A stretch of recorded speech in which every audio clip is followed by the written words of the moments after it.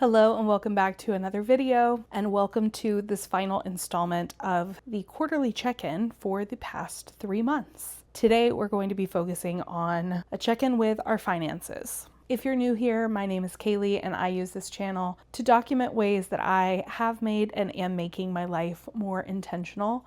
My hope is that if you follow along for this journey, that you'll also find some ways to add more intentionality into your own life. We've talked about a reflection and a reset going into the next 3 months.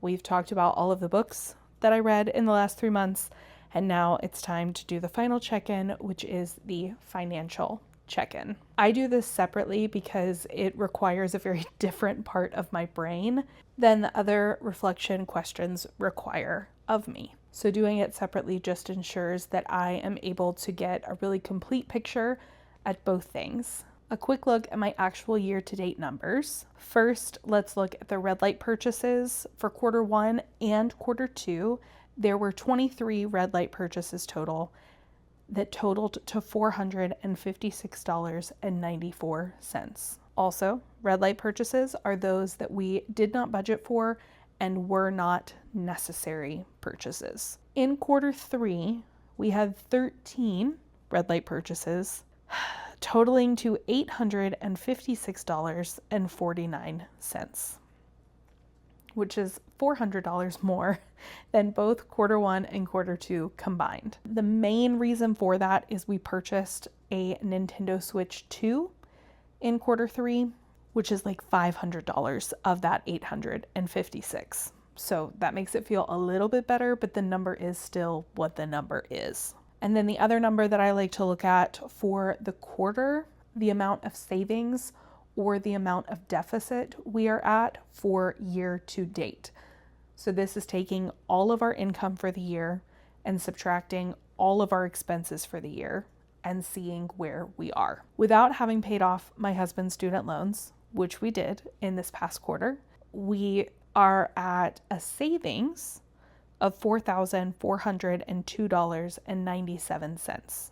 But technically, with the student loan payments that we made, we're at negative $8,855.15, which is a bigger deficit than I would like to see, and we're completely debt-free. So every dollar that we save over the next 3 months and like the foreseeable future of the rest of our lives is going towards savings. So that helps me stay a little bit more settled than the panicked version that I would have been last year. If we had not been paying on my husband's student loans, that would have been a very different reaction from me than we're at right now. If you're curious, I will have a full how we paid off our debt video coming out fairly soon, so stay on the lookout for that. But those are the main number check-ins that I like to do when it comes to our budget. Looking at the red light purchases specifically because we are in a low buy for the year, and looking at how much we are or are not sticking to that each quarter. And then also obviously the year-to-date numbers, making sure that I'm checking in on the savings or the deficit. The reason that that is really important to me is because last year, looking at our month-to-month budget, it looked pretty good. We were making decent money for the amount that we were spending. It didn't feel like we were overspending. And then we got to the end of the year and I realized we had overspent our income by over $8,000, and I was shocked. I really didn't expect that. I didn't expect much savings, but I did expect us to come close to breaking even. And because I wasn't looking at it at the end of the month or at the end of the quarter, I just waited until the end of the year to actually look at our total yearly income to expenses. I got really blindsided by that number because of how the month-to-month expenses looked. And so that's why it's really important to me to check in more frequently on that total number so that I don't get blindsided in December when I run the numbers for the whole year. I kind of know what to expect. If you have any debt, any credit card, student loan, car loan, random other loan that you pay a monthly amount on or that are accruing interest, now is the time to go log into all of those accounts. I know it can be tiresome. I know it can be alarming, and I know it can be discouraging. We need to do it. We need to check in.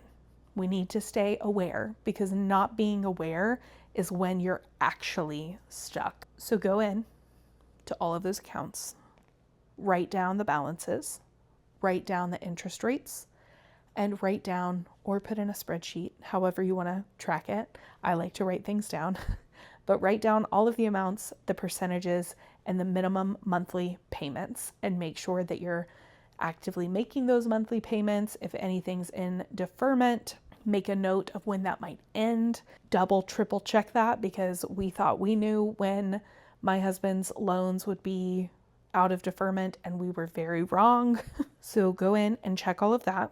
Are there any that are being close to paid off? Are there any that you could go ahead and pay off? It's a good time to just check in on where all of your accounts sit, including the debt accounts that might feel a little overwhelming to look at on a more frequent basis. Also, if you have savings or retirement accounts, go ahead and check those. And again, I like to write down all of the numbers in all those different accounts and kind of total them up and see where we're at. Something that I started doing in the past couple of months was then calculating our net worth. So taking all of the money that we had in retirement, savings, and checking accounts, totaling that up, and then subtracting the amount of debt that we had to figure out our net worth amount. If you would like to do that, you can. It's not necessary, but because we have now paid off all of our outstanding debts, my next big focus for our finances is growing our net worth. Another way to put this is net assets. I kind of like that word better, because I never want my worth or our worth as a couple to be in how much we have. So I don't love the word net worth. So net assets is something that I'm going to be tracking a lot more intentionally. It's been something that has just kind of been happening automatically in the background for, the past year or more. But now I want to get a little bit more intentional and a little bit more involved in what that savings actually looks like. This is also the time to set new goals, check in with old ones. Do they still feel supportive to your overall financial goals? Do they need to be shifted or changed, or a timeline that needs to be adapted? One of my new goals / our new goals is to grow our net assets to $100,000. We are not there yet. We aren't even halfway there. We might be halfway there. We might not be halfway there. But again, with that negative number for our overall year-to-date amount, we have a lot of growing of our cash savings to do, to where I'll feel more comfortable being more aggressive with investments and retirement saving. One thing that feels really important to do for the next 3 months and the last quarter of any year is to recognize that we are in the biggest spending months of every year. I bet you there is a lot of research that backs up the fact that October, November, and December are some of the biggest, if not the biggest, 3 months of spending that takes place, especially in the States. Some of those reasons are the push for consumerism during the autumn months. We have Thanksgiving, which then comes with Black Friday in November. I think Prime Day also happens in October or November. I'm not sure. I don't have Amazon anymore, so I don't get the notifications, but I feel like I've seen some preliminary things coming out. So there might be a Prime Day coming up, Black Friday is coming up, Christmas is coming up, New Year's is coming up. There is a bombardment of consumerism and this push to shop, purchase. Tons of sales go out this time of year. Feels really necessary to check in and kind of think about any big purchases that need to be made, any small purchases that need to be made, purchases that definitely don't need to be made, and trying to stay aligned to the goals even in this last quarter. That one, it's the end of the year, so you might be fatigued with your no buy or low buy already. And then also on top of that, getting a push for all of these products and all of these things to purchase at the end of the year. Something when it comes to a sale is, if I wouldn't buy it at its full price, it's not worth me getting it on sale. Also, if it's on sale, but it's something that I buy regularly, but I don't need it yet, I don't need it yet. So it makes more sense to save the money now and spend the money when I actually need the product or item. And I mentioned in my previous budget video, I am trying to stay completely away from spending any money at Target over the next 3 months. So I have fully unsubscribed from their emails and taken the app off of my phone to make it less accessible as an option, which is what we did with Amazon 2 years ago, and that worked out just fine. So I am constantly trying to adapt to being a more intentional consumer, and that's something that I want to stick to in the last 3 months of the year. And I want to make sure that while we are trying to stay on track with our finance goals, we are also leaving room where possible for experiences and joy. Joy is not tied to money. Joy is not tied to anything that money can provide. But sometimes there are things that would bring me or my husband immense joy that costs money. So buffering our budget to allow for those things if and when they pop up, versus feeling constrained and like we're having to say no to things that would bring us a lot of joy, feels not aligned with the hopes and plans that we have for our finances at large. And I am not talking about buying a coffee and donut. I'm not talking about buying a pack of Oreos, even though my husband would absolutely love that and would bring him lots of joy. I'm talking about taking my sister to a Jonas Brothers concert, which I am doing in a couple of weeks, because I know that it would bring her immense joy and it will bring me immense joy to see her experience that. And that is something that I am able to do. And the timing lined up and all of those things. And we're just going to buy the tickets. We'll eat before we go. I'm not even going to pay for parking. I'm going to have someone drop us off there. There are ways that I will still save money with that experience, but that experience is definitely worth the cost and worth the use of our budget funds, if you will. So it's things like that type of joy versus, tiny little things that we really could go without. And we could go without a concert experience. We could go without going to see a beautiful display of Christmas lights, but it's something that brings immense joy and happiness. And I want to leave room for that. It doesn't mean we have to do it. It just means there's room for it. And finally, one kind of finance topic that I am curious about. I'm curious if you use them, or if you know someone that does, that really enjoys tracking savings this way, and that is sinking funds. If you're not familiar, sinking funds are specific categories of savings that you put money into knowing that it will get used eventually. So for instance, having a car sinking fund of $500 to cover oil changes, tire replacements if necessary, and just in general having $500 specifically for any issues that might arise with your car, or having a travel budget of $4,000 so that you can plan a trip and use up whatever amount of that $4,000 exists in that sinking fund account. I know there are some bank accounts that allow you to kind of create these different savings buckets. Ally is one of them, and Ally is a high yield savings account. If you're not familiar with a high yield savings account, I would look into it.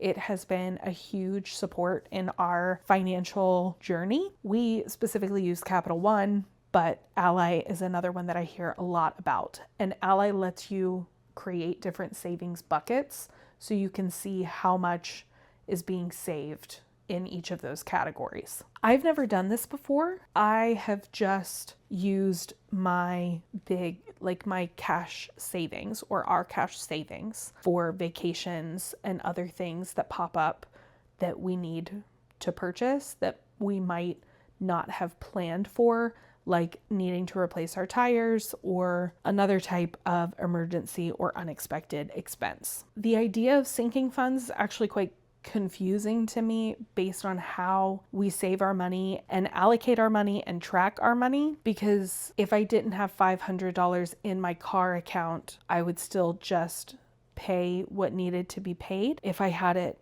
in another savings account. So having the different buckets doesn't necessarily make sense to me for the way that we track our money and for the way that we spend our money. Because the other thing that we do that is different potentially from a lot of people who use sinking funds is we put every purchase on our credit card. I don't know the last time I used my debit card for anything. And I definitely don't remember the last time I used cash for anything. So we put everything on our credit card to build up our travel points with our travel credit card. And then we just pay that off at the end of every month. So there's never any debt that is accumulating or transferring from month to month. And I think that that's more of what a sinking fund would be helpful for, is to either avoid accumulating that debt or avoid adding more to that if you weren't paying down your credit card every month or paying all of your expenses in advance. So sinking funds is not really something that I see myself incorporating into the way that we track our finances. It's something that I've thought a lot about, and I wanted to kind of bring up and just see if you had any feedback, if it works for you, if it doesn't work for you. So yeah, just wanted to kind of ramble a little bit in the sinking fund topic because it's something that I see on so many finance accounts and videos that just doesn't seem to align with the way that we use our money. The last thing on my check-in is that I will set an appointment with our financial advisor. His name is Tyler. We have been working with the company that he's with since 2019, before we were married. And we've been working with Tyler over 2 years now. And he is fantastic. He answers all of my questions, even when I ask them 40 times. He is super responsive via email. We can send him just about any question and he will send us over information or send us different resources to help us make an informed decision about certain things.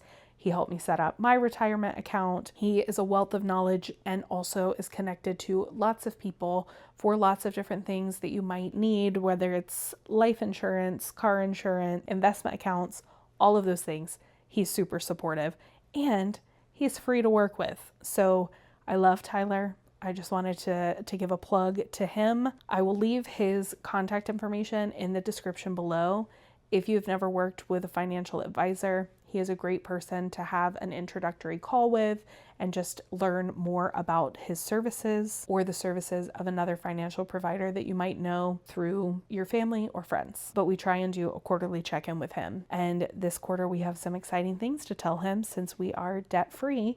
And now we will really focus our efforts on savings and investing. That's it from me. I hope this was helpful or supportive in you checking in on your own finances. Until next time.